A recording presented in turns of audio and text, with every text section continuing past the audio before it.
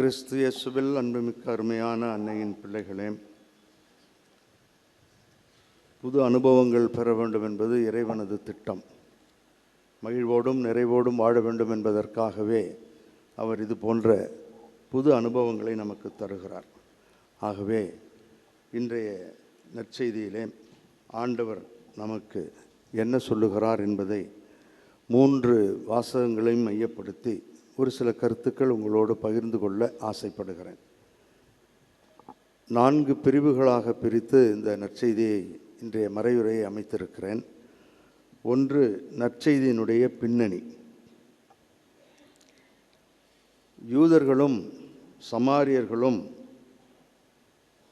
ஒருவரை ஏற்றுக்கொள்வது இல்லை. யோவான் நற்செய்தியில் இந்த ஒரு பகுதி தான் சமாரியர்களை பற்றி, சமாரிய பெண்ணோடு உறவாடியதையும் பிறகு சமாரியர்கள் அவரை ஏற்றுக்கொண்டதையும் விரிவாக நாம் பார்க்கிறோம். மற்ற இடங்களிலே சமாரியர்களை பற்றி யோவான் அதிகமாக பேசுவதில்லை. ஆகவே இந்த ஒரு அதிகாரத்திலே படிக்கப்பட்ட இந்த வாசகத்திலே எல்லா கருத்துக்களையும் உள்ளடக்கி அவர் பேசுவதை நாம் பார்க்கிறோம்.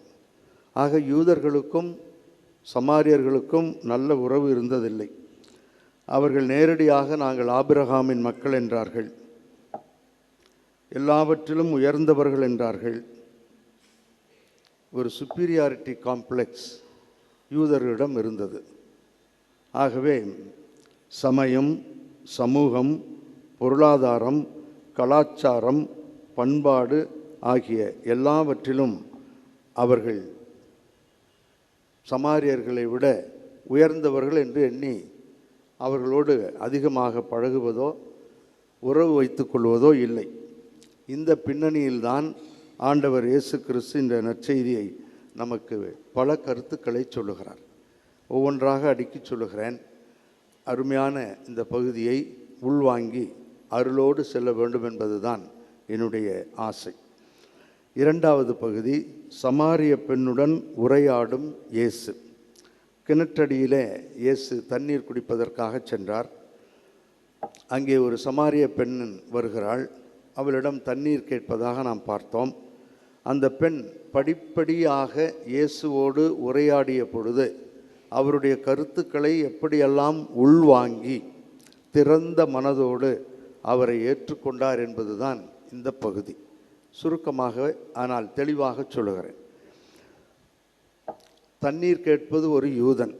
ஆகவே அவள் கேட்கிறாள், யூதர்கள் எங்களோடு எந்த விதமான ஐக்கியமும் இல்லையே என்று இன்றைய வாசகத்திலேயே அவள் இவ்வாறு சொல்லுகிறார். நாம் படித்த இந்த பகுதியின் 9வது வசனம் இவ்வாறு சொல்லுகிறது: நீர் யூதர், நானோ சமாரிய பெண், நீர் என்னிடம் குடிக்க தண்ணீர் கேட்பது எப்படி என்று கேட்டார். ஏனெனில் யூதர்கள் சமாரியர்களோடு பழகுவதில்லை. ஆகவே நீர் எப்படி என்னிடம் கேட்கலாம் என்று சொல்ல அவரும் தொடர்ந்து பேசுகிறார். பேசுகின்ற பொழுது அவள் இயேசுவை பார்த்து, நீர் ஒரு மதிப்புமிக்க மனிதர் என்பதை நான் புரிந்து கொள்கிறேன் என்று சொல்லி ஐயா என்று, சார் என்று சொல்லுகிறாள். மீண்டும் உரையாடல் தொடர்கிறது. அவர் பேசிக்கொண்டே இருக்கிறார். உன் கணவரை அழைத்து வா என்று சொன்ன பொழுது, எனக்கு கணவர் இல்லை என்று சொன்ன பொழுது இயேசு சொல்லுகிறார், உனக்கு 5 கணவர்கள், இப்பொழுது நீ வைத்திருப்பதும் உன்னுடைய கணவர் அல்ல என்று சொன்ன பொழுது அவள் இவரை ஒரு இறைவாக்கினராக காணுகிறாள். தன்னை பற்றி சொல்லுகிறாள். அவள் கோபப்படவில்லை, ஆத்திரப்படவில்லை, அவசரப்படவில்லை. ஏன் அப்படி சொல்கிறேன், ஏன் இஷ்டம், நான் எப்படி வேணாலும் இருப்பேன் என்றெல்லாம் இப்பொழுது பேசுகிறார்களே, அப்படி அவள் பேசவில்லை.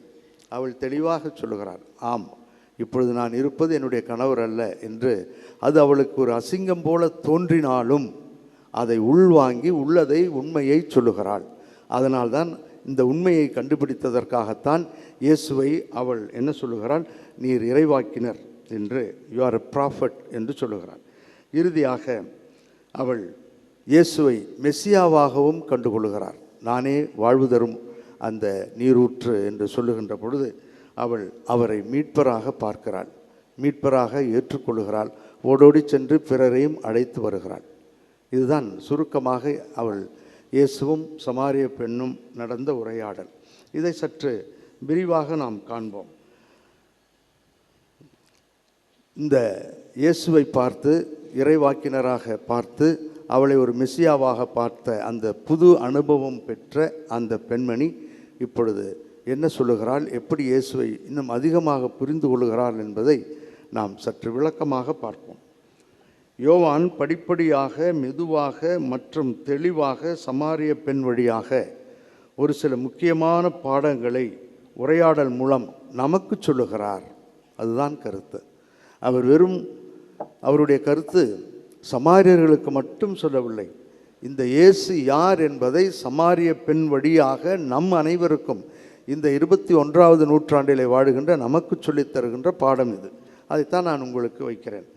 என்ன பாடங்கள்? ஏறக்குறைய ஒரு 5 சிறிய பாடங்களை உங்களுக்கு நான் சொல்லுகிறேன். உண்மையான வாழ்வளிக்கும் தண்ணீர் நானே. இந்த தண்ணீர் என்பது பழைய ஏற்பாட்டில் அதிகமாக சொல்லப்படுகிறது. தண்ணீர் என்பது இறைவனுடைய அருளை குறிப்பது என்பது எல்லோருக்கும், சமாரியர்களுக்கும், ஐநூலை புரிந்து கொள்கின்ற தோரா என்று சொல்லுகின்ற அந்த நூலை நம்புகின்ற அவர்களுக்கு இது நன்கு புரியும். யூதர்களுக்கு இன்னும் அதிகமாகவே புரியும்.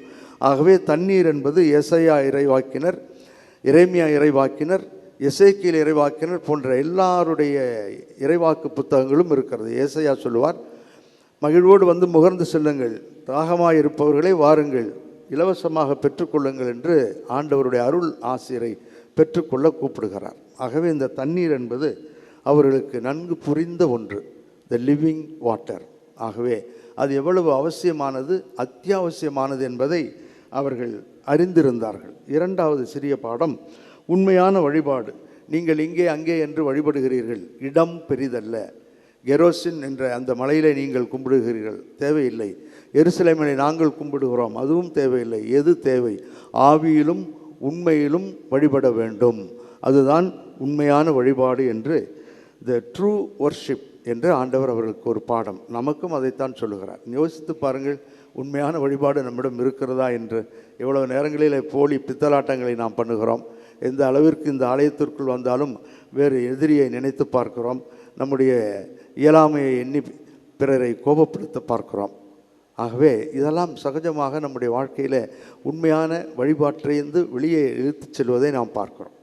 3வதாக, காலம் வந்தே விட்டது, கிறிஸ்து என்னும் மெஸ்ஸியா வந்து விட்டார், உன்னிடம் பேசிக்கொண்டிருக்கின்ற நானே அவர் என்று அவர் தன்னை வெளிப்படுத்துகிறார், நமக்கு வெளிப்படுத்துகிறார்.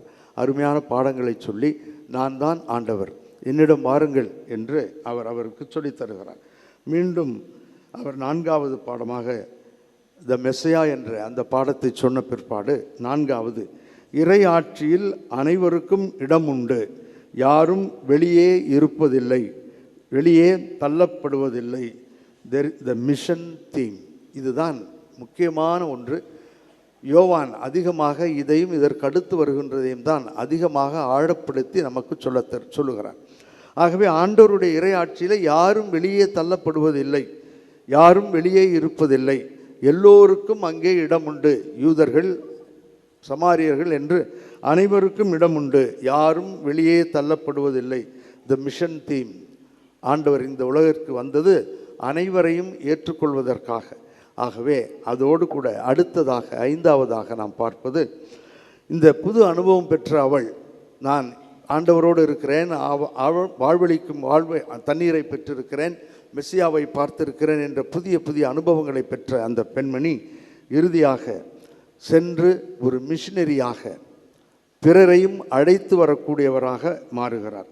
அவர் புது அனுபவம் பெற்றவள் ஊருக்குள் சென்று பிறரையும் அழைத்து வந்தார். வந்து பாருங்கள் என்றார். நான் செய்த எல்லாவற்றையும் என்னிடம் சொன்ன மனிதரை வந்து பாருங்கள், அவர் மெஸ்ஸியாவாய் இருப்பாரோ என்று சொல்லுகிறார். ஆகவே தன்னுடைய நிலையை பற்றி அவள் கவலைப்படவில்லை. உள்வாங்கி, இது ஒரு அருமையானவரிடம் நான் பேசிக்கொண்டிருக்கிறேன், ஆகவே என்னை பற்றி அதிகம் அறிந்திருக்கின்ற இவர் நிச்சயமாக ஒரு மெஸ்ஸியாவாகத்தான் இருக்க வேண்டும் என்று சொல்லி தன்னுடைய அவமானங்கள், தன்னுடைய வாழ்வை விட்டுவிட்டு ஓடோடி சென்று இப்படி ஒரு புதியவர் இருக்கிறார், வாருங்கள் என்று பிறரிடம் செல்கிறார். வந்து பாருங்கள் என்ற இந்த வார்த்தை யோவான் நற்செய்தியில் மிகவும் அற்புதமாக சொல்லப்பட்டிருக்கிறது. யாரெல்லாம் இயேசுவை கண்டுபிடிக்க வேண்டும் என்று சொல்லுகிறார்களோ அவர் நான் தான் என்று சொல்வதில்லை, வந்து பாருங்கள் என்று சொல்லுவார். ஆகவே வந்து பாருங்கள் என்று இவள் வழியாக உலக மக்கள் அனைவருக்கும் அவர் அழைப்பு விடுக்கிறார்.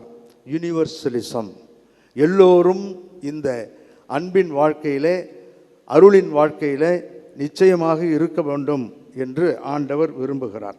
த யூனிவர்சல் சால்வேஷன்.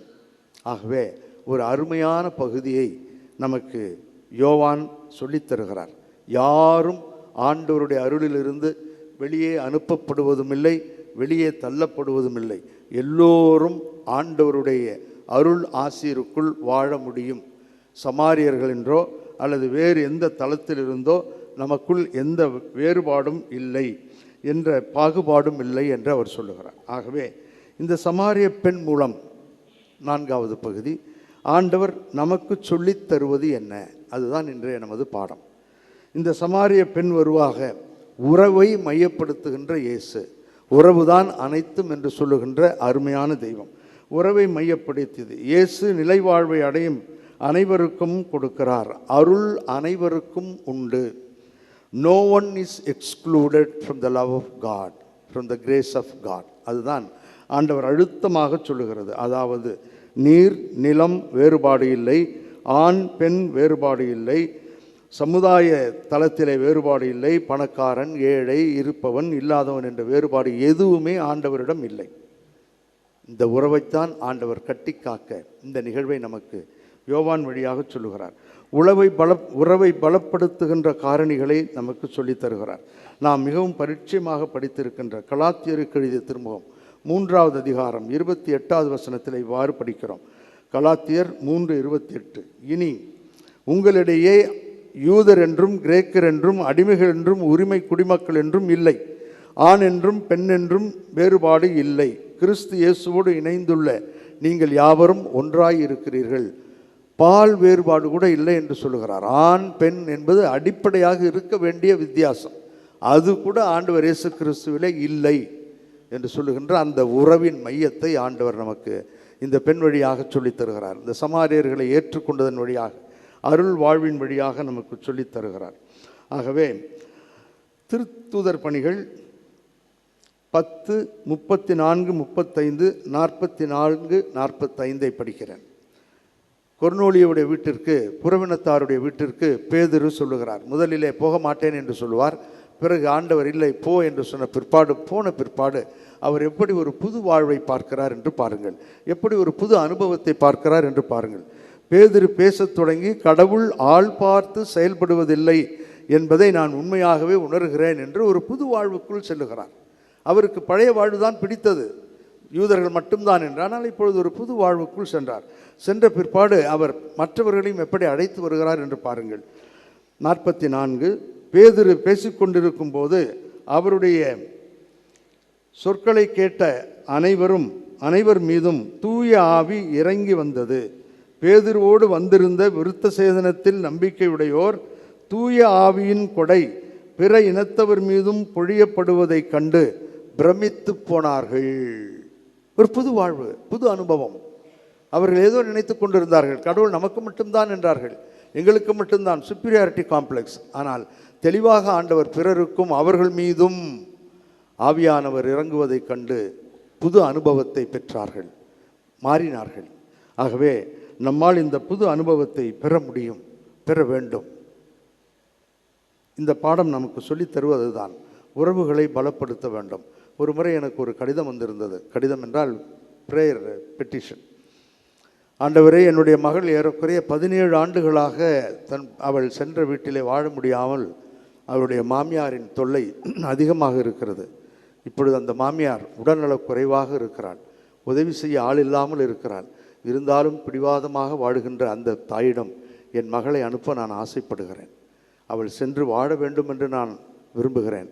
ஏதாவது ஒரு நல்ல வழியை சொல்லித்தாரும் தாயே, அவர்கள் வழியில்லாமல் சாக வேண்டும் என்று தான் நான் விரும்புகிறேன். என் மகள் வாழ்வதை விட அவர்கள் மரண நேரத்தில் சிறப்பாக இருக்க வேண்டும். என் மகள் உதவி செய்வாள் என்பதை நான் நம்புகிறேன். உறவை பலப்படுத்த வேண்டும் என்று ஆசைப்படுகிறேன் என்று எழுதியிருந்தார்கள். இப்படிக்கு கண்ணீரோடு அன்னையின் பிள்ளை என்று வாழ முடியும், வாழ வேண்டும். நம்முடைய கடவுள் எப்படிப்பட்டவர் என்பதை படித்து முடிக்கிறேன்.